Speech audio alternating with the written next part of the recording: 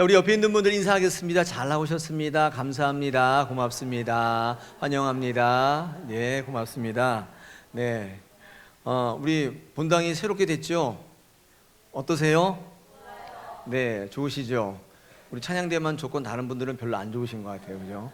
본당이 새롭게 꾸며졌는데 제가 볼 때는 다 완성된 건 아니고 뭐 위에 창문도 좀 하고 이렇게 해야 돼서 완전히 다 되면 헌당 감사 예배를 함께 드렸으면 좋겠습니다. 다윗이 하나님의 법궤를 자기 성으로 다윗성으로 옮겨올 때 너무 기뻐서 벌거벗고 막 춤을 췄다고 그러는데 제가 딱 그런 심정인데 풍기문란이 될 것 같아서 그렇게 하지는 않겠습니다만은 하나님께서 그 마음을 받으신 것 같아요. 이제 성전을 꾸미고 뭐 새롭게 하는 게 하나님이 뭐 성전에 계시느냐 교회 안에 계시느냐 이렇게 말씀하시는 분도 있지만 하나님께서는 그 마음을 귀하게 받으시는 것 같습니다.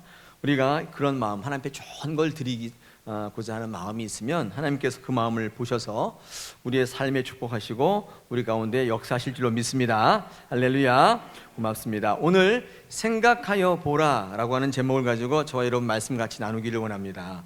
오늘 주일 아침에 주시는 이 말씀은요, 잘 알고 있는 말씀이긴 한데 정말 생각하면서 묵상하셔야 될 말씀이라고 생각이 됩니다. 생각하지 않고 읽으면 굉장히 좀 뜬금없는 이야기가 될 수 있기 때문에 그런데 오늘 특별히 27절, 28절 제가 한번 읽어볼 테니까 여러분 눈으로 한번 보시기를 바랍니다. 너희 중에 누가 염려함으로 그 키를 한 자라도 더할 수 있겠느냐? 또 너희가 어찌하여 의복을 위하여 염려하느냐? 들의 백합화가 어떻게 자라는가 생각하여 보라. 수고도 아니하고 길쌈도 아니하느니라. 아멘. 여기서 지금 생각하여 보라 말씀하시죠? 이게 무슨 말인가요? 좀 생각 좀 하면 살라는 거예요. 생각 조금 하면 이 모든 게 어떻게 이렇게 이루어졌는지 알 텐데 우리 인생이 어디서부터 시작되고 어떻게 이렇게 왔는지 이해할 수 있을 텐데 조금만 생각하면 신앙생활하고 조금만 생각하면서 살아보라는 거예요. 우리 주님의 안타까운 마음이 이 말씀에 잘 드러나 있습니다. 정말 그런 것 같아요. 우리가 성경 말씀 읽을 때에도 좀 생각하시면서 성경 말씀 읽으면 그 말씀에 대한 오해가 좀 덜합니다. 그 말씀의 깊이를 우리가 알 수 있는데 생각 없이 읽을 때가 참 많이 있지 않습니까? 우리가 삶을 살아갈 때도 마찬가지인데 생각을 좀 하며 사시면 자기 오류에 잘 안 빠집니다. 하나님께서 우리에게 주신 사명 이해할 수 있게 되고 조금만 생각해 보면 의미 있는 인생을 살 수 있을 것 같은데 생각 없이 사는 인생들이 참 많다는 거예요. 오늘 무엇을 생각하며 무엇을 또 묵상해야 되는 본문인가? 오늘 이 말씀을 가지고 같이 한번 말씀 나누겠습니다. 오늘 25절로 34절까지 말씀에 온통 염려하지 말라고 지금 얘기하고 있죠. 염려하지 마라, 염려하지 마라 계속 반복하고 강조하고 있습니다. 우리 염려하지 말라는 말을 들을 때 우리가 보통 생각할 때 어떻게 생각되냐면 걱정하지 말고 그냥 뭐 근심하지 말고 있으라 뭐 이 정도로 이해할 수 있지만 여러분 성경에서 염려하지 말라는 것은 굉장히 우리가 생각했던 것보다 깊은 뜻이 있습니다. 우리가 문자적으로 보면 알지 못하지만 정말 생각하면서 읽어보면 이 말씀이 어떤 의미를 갖고 있는지를 우리가 묵상할 수 있습니다. 저는 이 염려하지 말라는 말을 좀 풀어가지고 똑같은 의미인데 세 가지 정도로 한번 정리해서 여러분과 말씀을 좀 나누고자 합니다. 먼저 여러분이 염려하지 말라는 성경의 말은 다른 말로 한번 고쳐보면 첫 번째 집중하라는 얘기입니다. 염려하지 말라는 이야기는 집중하라 그런 얘기예요. 왜 염려하지 말라는 얘기가 집중하라는 이야기인가요? 물은다면 여러분이 염려라고 하는 단어를 이 원어적인 뜻을 한번 살펴보거나 사전적인 뜻을 보면 좀 쉽게 이해할 수 있습니다. 이 염려라고 하는 이 말의 뜻이 나누어지다는 뜻이에요. 이게 마음이 분산되다. 여러분 그것이 염려하다는 뜻입니다. 이 염려하다는 말을 어떻게 설명할 수 있냐면 이런 거죠. 우리가 사냥꾼이 사냥을 하다가 토끼 한 마리를 막 쫓다가 갑자기 토끼 한 마리가 더 나타난 거예요. 이 싱글 포커스로 가다가 갑자기 이 관점이 시각이 둘로 나눠진 거예요. 더블 포커스가 된 거죠. 여러분 이거를 염려라고 합니다. 그냥 하나만 보았더라면 염려 없는데 이 시각이 두 개로 나눠지니까 그때부터 찾아오는 현상이 염려라는 거예요. 여러분 그래서 시각이 분산되고 이 시선이 나눠질 때 그때 뭐가 찾아오는가? 우리 마음속에 염려가 찾아온다는 말이에요. 이 사전적인 단어의 의미가 참 그럴듯하지 않습니까? 그러므로 염려하게 되면 집중하지 못합니다. 이게 핵심이에요. 염려의 가장 큰 폐해가 뭐냐? 집중할 수 없게 만든다는 거예요. 그렇기에 염려하지 말라는 뜻은 다른 말로 집중하라, 이런 말로 풀어도 별 이상이 없어요. 왜 집중하지 못합니까? 왜 하나님께 집중하지 못해요? 왜 이 시간 예배에 집중하지 못하는 걸까요? 이유는 한 가지입니다. 세상 염려, 걱정, 근심으로 우리의 시각이 나눠져 있으니 더블 포커스가 된 거예요. 지금 돈도 벌어야겠고 공부도 해야겠고 예배도 드려야겠는데 여러분 시각이 지금 나눠져 있기 때문에 온통 집중할 수가 없는 것입니다. 염려하지 말라는 것은 집중하라는 얘기입니다. 생각해 볼 게 있어요. 사단은요, 그래서 우리에게 염려, 걱정, 근심 넣어주어서 집중하지 못하게 만들죠. 하나님께 예배에 은혜 받지 못하게 하는 방법이 한 가지 있어요. 이 시간에 염려하게 만들면 됩니다. 내일 출근해서 그거 어떻게 처리할까? 그 염려하시게 되면 집중이 안 돼요. 오늘 저녁에 찬거리 뭐 할까? 냉장고에 있는 거 다 썩을 텐데, 뭐 이런 생각을 여기서 하게 만들어요. 누가? 사탄이. 왜 그렇습니까? 집중하지 못하게 만들어요. 근데 참 이 염려라고 하는 게 다방면으로 패인 거는 한편으로 이렇게 집중하지 못하게 만들기도 하지만 또 한편으로는요, 사탄은요, 우리 짧은 인생 가운데 길지 않은 인생을 살아가는데 많은 시간을 핵심이 아닌 것에 집중하게 만들어요. 반면에 그렇게 하기도 해요. 가장 핵심적인 것에 집중하지 못하게 만들기도 하지만 또 별거 아닌 일에 집중하게 만들어요. 여러분, 하루 동안에 여러분 시간 씀씀이를 한번 계산해 본 적 있어요? 월요일날 출근하셔서 집에 퇴근할 때까지, 잠자리에 들 때까지 한번 시간을 쭉 펼쳐놓고 내가 어떻게 살았나 한번 계산해 보신 적 있습니까? 한번 해보면 거의 대부분 정작 해야 할 일은 못해요. 쓸데없는데 신경 쓰다가 하루 마감하는 경우가 많다는 거예요. 그 대표적인 예가 계획을 세우다 끝나요. 그렇죠? 뭐 한 건 별로 없어요. 그냥 가서 계속 계획만 세우다가 끝나요. 우리 아이들이 방학하면 뭐 합니까? 매일 그 냄비 뚜껑 갖다 놓고 동그라미 그려놓고 시계 그려놓고 이거 뭐해 계획 세우다가 어떻게 합니까? 시간 다 가죠. 네, 그리고 내일부터 해야지. 그리고 또 내일부터 하다가 또 수정하다가, 여러분 저만 그런 경험 있는 거 아니잖아요. 하루 종일 계획 세우다가 끝나잖아요. 쓸데없는 거 하다가 하루 시간 다 보낸다고요. 하는 일이 별로 없어요. 여러분, 그래서 계획은 오전에 세우시면 안 돼요. 새벽에 세우시는 거예요. 새벽 기도하시면서 하나님께 아뢰면서 계획 세우면 하루를 30시간을 살게 돼요. 그때 가서 회사에 출근해서 책상에 앉아서 그때도 계획 세워보십시오. 오전 다 끝나고 배고픈데 밥 먹고 해야지. 그리고 밥 먹고 나면 졸리잖아요. 약간 졸다 보면 어느새 3시 되죠.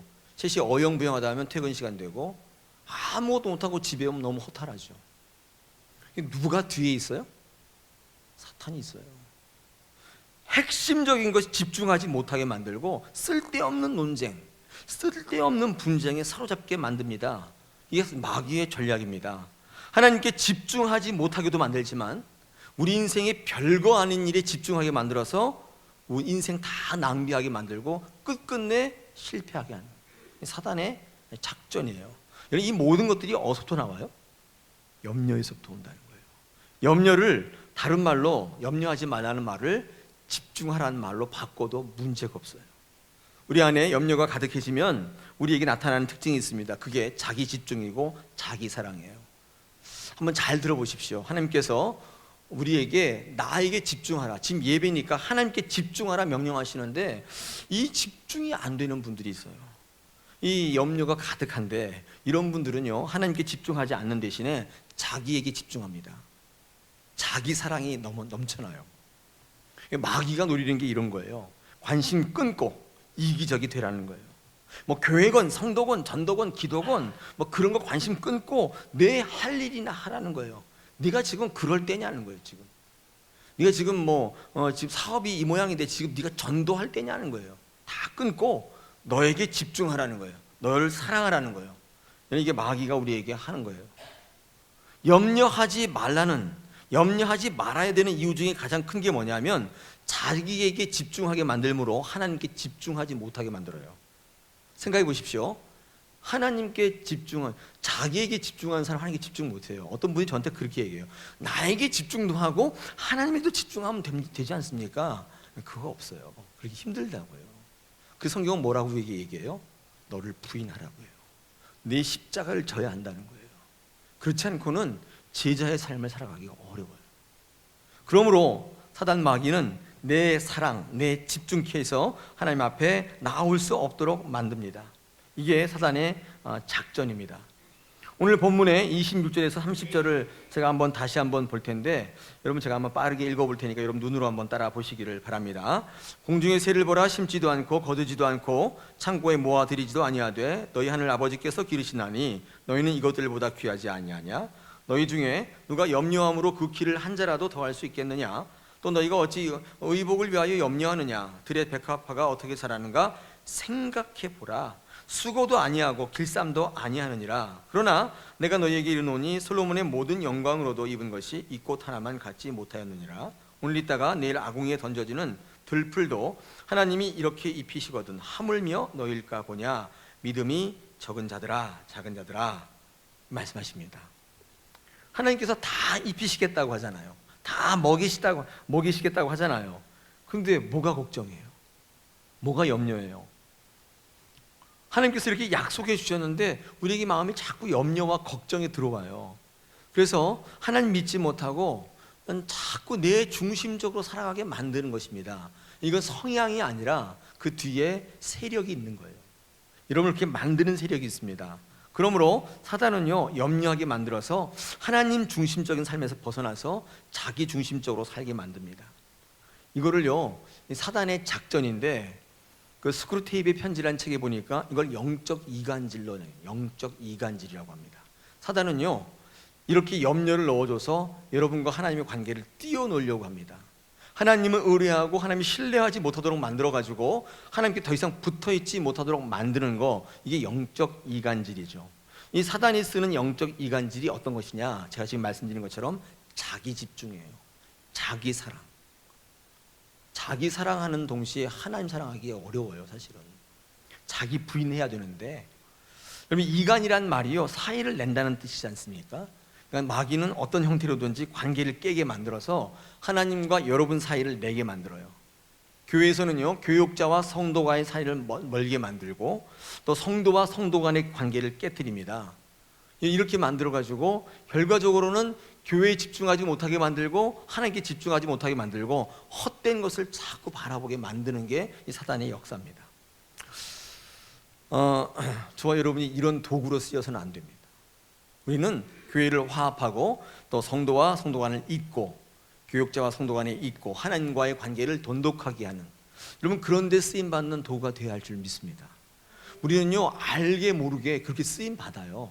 사단의 도구로 쓰임받을 때가 참 많이 있다는 거예요. 요즘 신천지에 주의보가 또 발령이 됐더라고요. 제 목사님들끼리 모이면 그런 얘기를 참 많이 하는데, 여러분 신천지 뭐 하도 많이 들어가지고 이상하지도 않죠. 이제는 너무 익숙해졌는데, 이 신천지에 이렇게 활동하는 사람들을 뭐라고 그러는지 아세요? 신천지에서 이렇게 활동하는 사람들, 저는 전혀 이름이 마음에 안 드는데 추수꾼?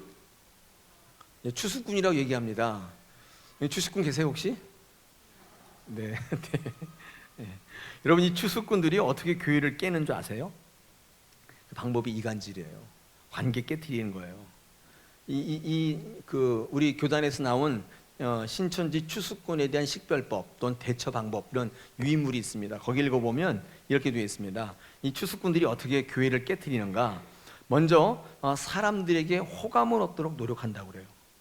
처음에는 의인인 것처럼 정의를 부르짖고 앞장서서 뭔가 하는 것처럼 행동해서 많은 사람들에게 신뢰를 얻는데요. 그런데 이 신뢰를 얻고 난 다음에 나중에는 이제 한 사람 한 사람을 선동합니다. 누구누구를 자꾸 비판해요. 뒷얘기를 합니다. 이간질하는 것이죠. 여러분 그러다 보면 성도들 간에 불신이 생기고 목회자와 성도들이 하나 되지 못하고 또 나눠지고, 여러분 그 교회가 반드시 깨질 때 그때 교회를 낚아채는 거예요.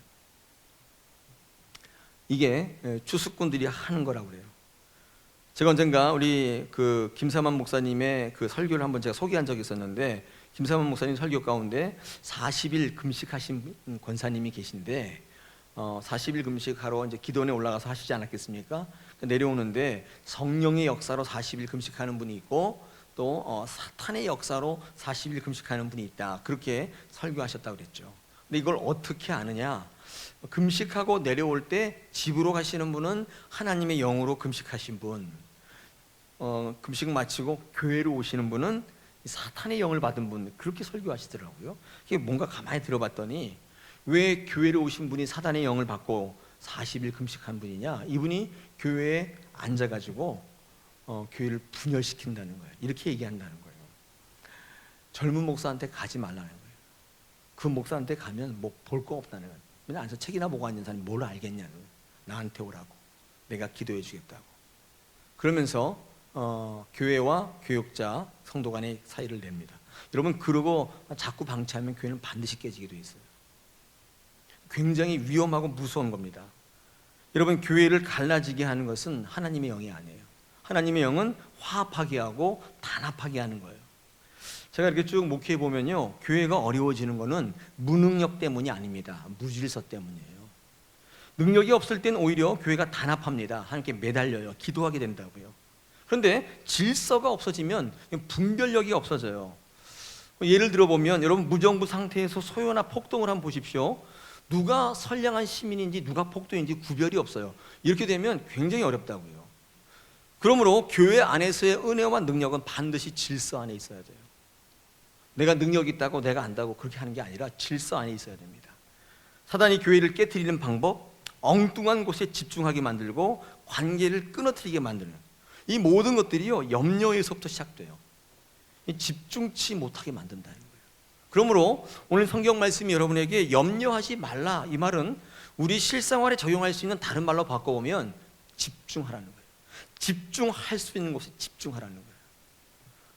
허무맹랑한데 정력 낭비하지 말고 하나님 앞에 집중하라는 것입니다.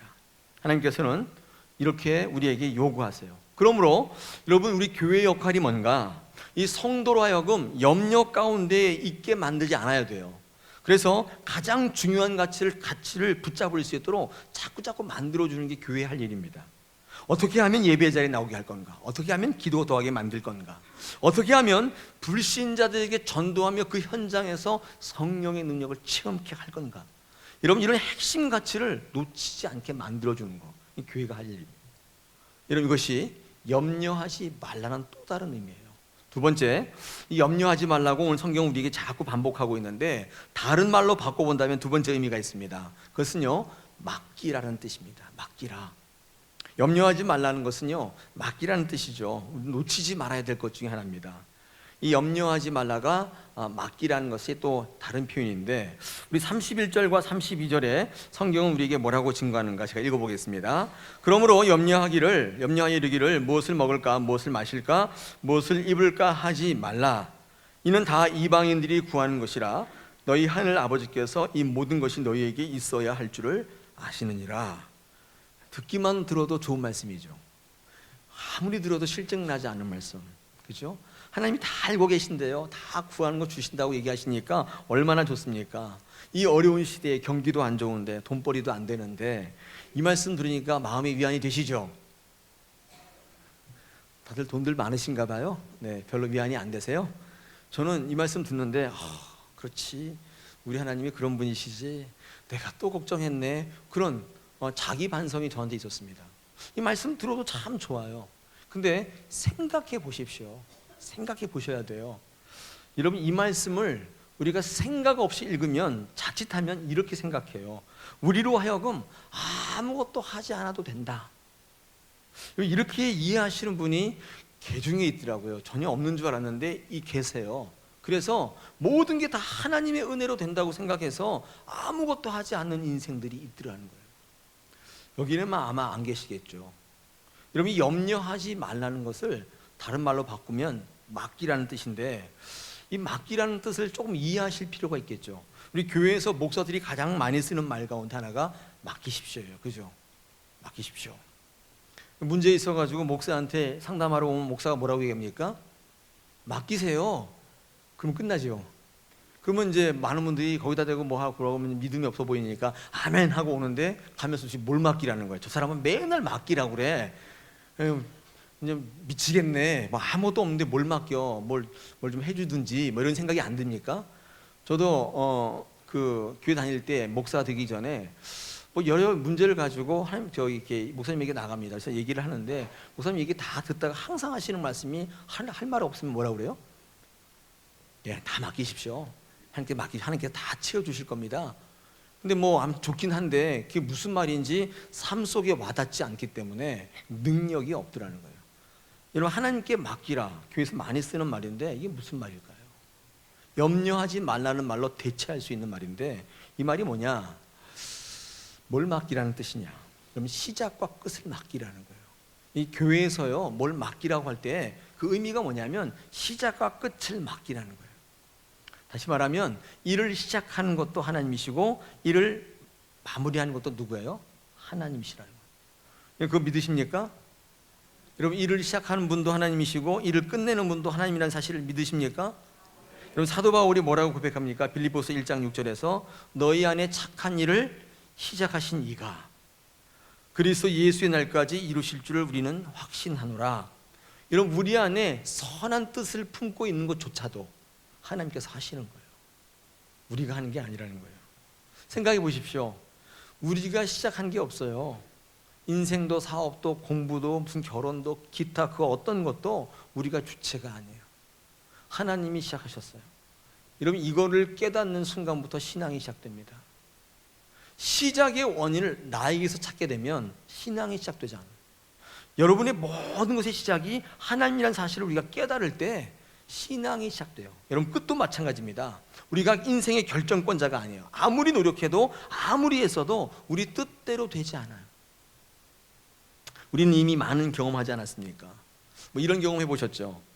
별로 애쓰지 않았는데 일이 잘 되는 경우, 노력도 별로 안 했는데 뭐 굉장히 일이 잘 되는 경우, 그런 거 경험 안 해보셨습니까? 저는 그럴 때가 가끔 있어요. 패배할 것을 예상하고 있었는데 떨어질 거를 알고 있었는데 뚜껑을 딱 열었는데 좋은 결과가 있는 거예요. 제가 티는 내지 않았지만 참 신기하고 좋더라고요. 야, 이게 웬 떡이야? 살다 보니까 뭐 이런 것도 있네. 그런 생각을 했습니다마는 항상 뒤쪽에 의문이 남았어요. 이게 도대체 인생이 뭔가? 아무것도 안 했는데도 되기도 하네. 뭐 그런 생각 있지 않습니까? 근데 반대로 이런 경우도 있잖아요. 죽을 힘을 다해 노력을 했는데 일이 안 되고 틀어지는 경우도 얼마든지 있습니다. 저도 그런 경험 많이 했어요. 정말 열심히 했기 때문에 될 줄 알았어요. 근데 안 되더라고요. 근데 제가 믿음이 없을 때 하나님에게 끝과 시작을 맡기지 못할 때는 어떻게 생각했냐면 이렇게 생각했습니다. 내가 노력을 덜 했기 때문에 그렇구나. 내가 최선을 다하지 않았구나.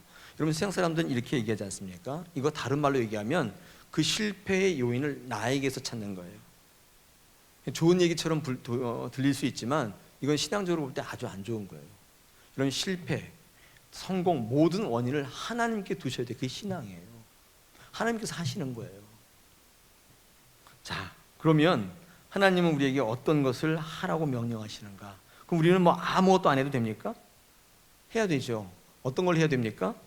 우리는 과정을 하는 거예요. 시작과 끝은 하나님께 맡겨드리고 우리는 과정에 충실하셔야 돼요. 시작도 끝도 중요하지만 여러분, 과정이 굉장히 중요하게 보시는 하나님의 포인트예요. 여러분, 어떤 과정을 지금 살고 계십니까?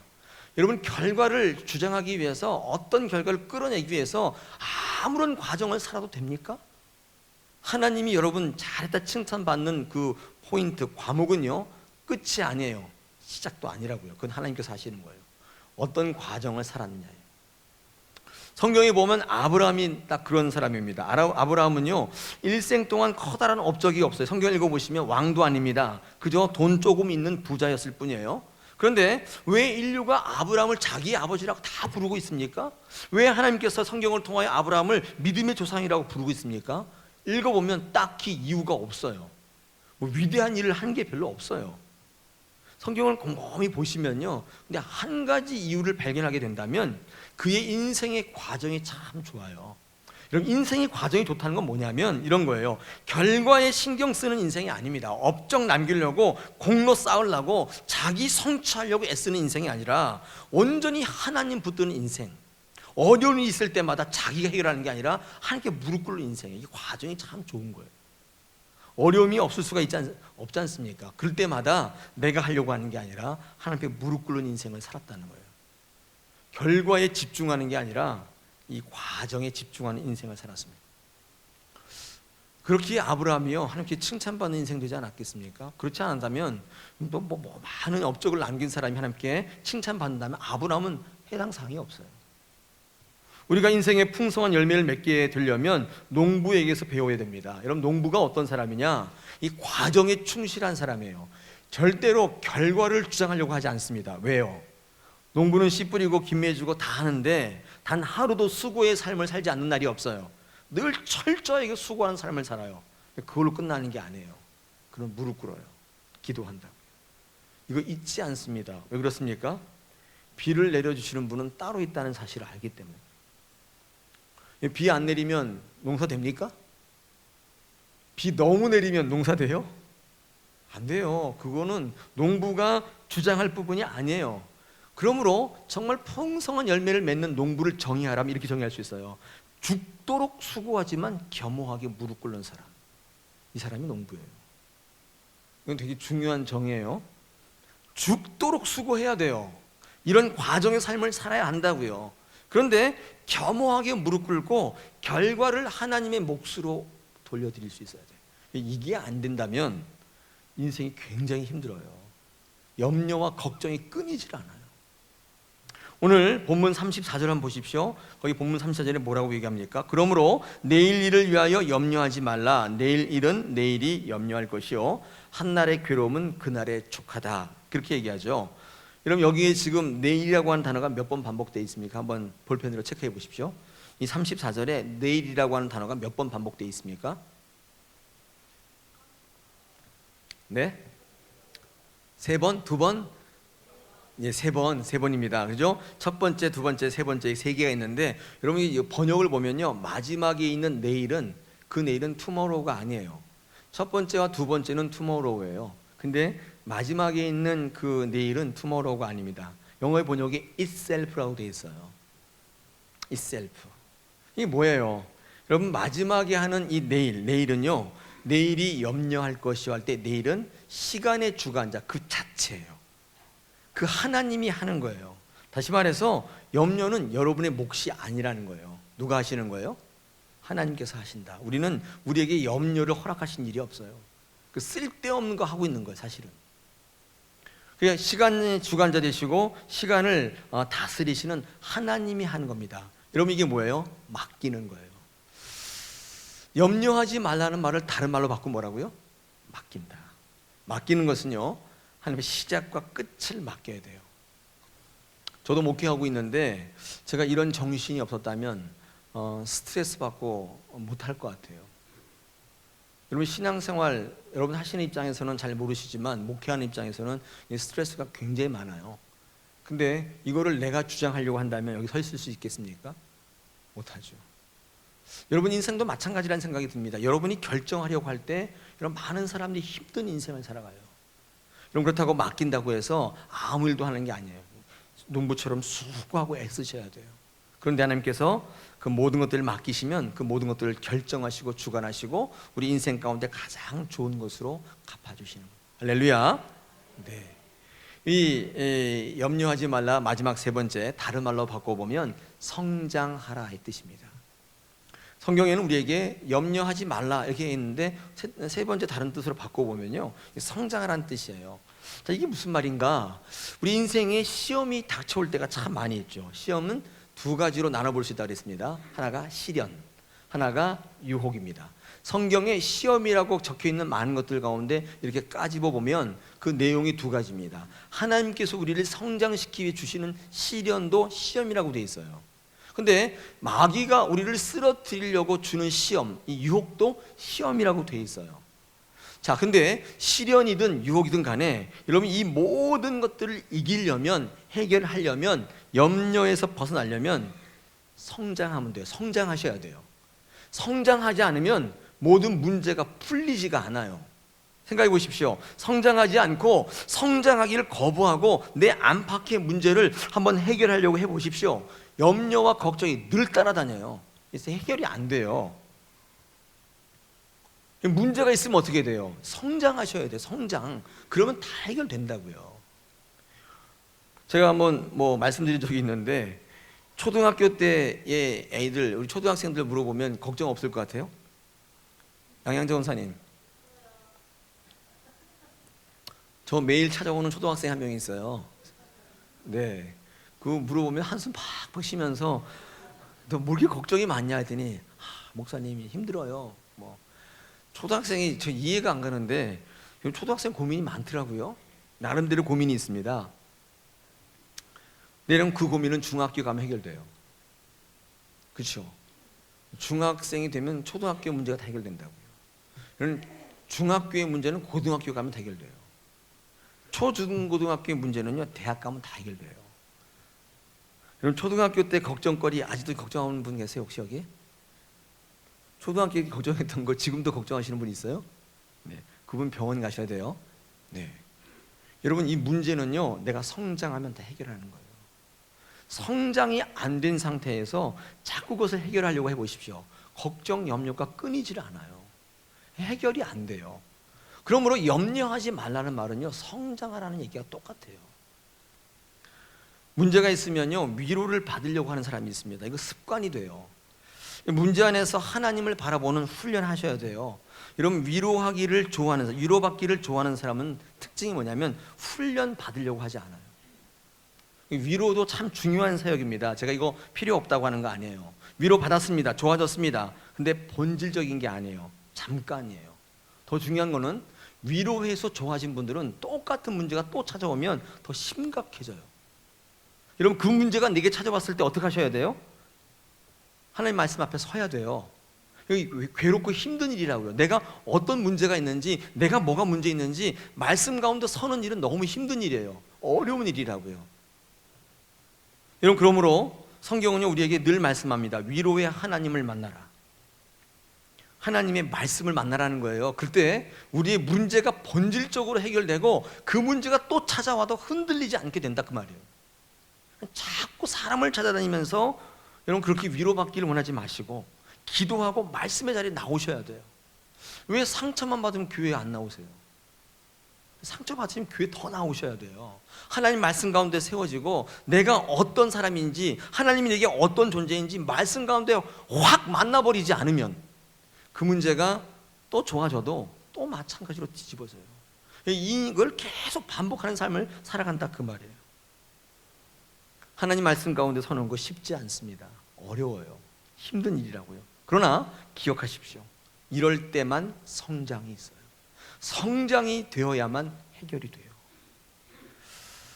하나님께서는 우리에게 염려하지 말라 말씀하시면서 그 모든 문제를 가지고 하나님 앞에 나오라 명령하시고 자라나라 명령하십니다.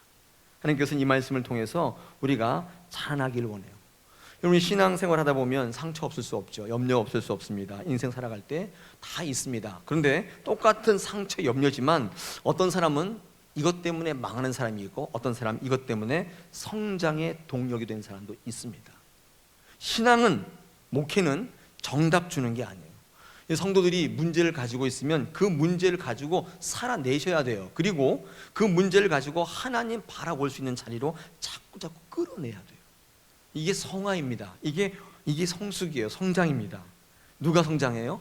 내 문제하고 낙심하고 아무것도 안 하는 게 아니라, 사람 찾아다니면서 이거 어렵다고 이렇게 말하는 게 아니라 문제와 함께 살면서 주님 바라보는 사람, 훈련받기를 게을리하지 않는 분들, 이런 분들이 어렵지만, 그렇게 하기 어렵지만 성장하게 돼 있어요. 그렇게 살다 보면요, 어느 순간 정답 근처에 싹 와 있어요. 그 다음부터 그 똑같은 게 이제 더 이상 문제가 안 돼요. 성장했기 때문에 그렇습니다. 사랑하는 여러분, 우리는 오늘 성경 말씀을 통해 염려하지 말라는 명령을 받고 있습니다. 생각하십시오. 생각해 보세요. 여러분, 이 본당은 보시면 아름답죠? 안 아름다워요? 아름답죠. 오늘 교회 처음 오신 분은 이 본당이 도대체 어떻게 생겼길래 저 목사가 이렇게 아름답다고 얘기하는가 모르시겠죠? 여러분 아름답습니다. 근데 생각해 보십시오. 이 본당이 어떻게 나왔는지 생각해 보시라고요. 수고도 아니하고 길쌈도 한 적이 없어요. 하나님께서 그런 마음을 주시고 일을 시작하셨고 하나님께서 마무리하셨어요. 여러분 이것은 시작에 불과해요. 여러분이 좋은 것은 시작도 안 됐어요. 기대하고 나가면 하나님께서 여러분 마음 가운데 일을 시작하시고 그 결과를 주장하십니다. 여러분 오늘 이 본당의 이 교훈이 여러분 삶 속의 교훈이 되었으면 좋겠습니다. 걱정하거나 염려하지 마시고 무릎 꿇고 나가시는데 집중하십시오. 그리고 맡기세요. 그리고 말씀 가운데 성장하기를 게을리하지 마시라고요. 자꾸 마음에 섭섭한 마음 갖지 마시고, 그러면 나도 모르게 정답 근처에 와 있어요. 복된 인생이 될 줄로 믿습니다. 우리 다사랑교회가 그런 많은 분들이 넘쳐나는 교회 되기를 축원합니다. 오늘 이 말씀 붙잡고 한 주간 살아갈 때에 능력으로 승리하신 여러분 되시기를 축원합니다.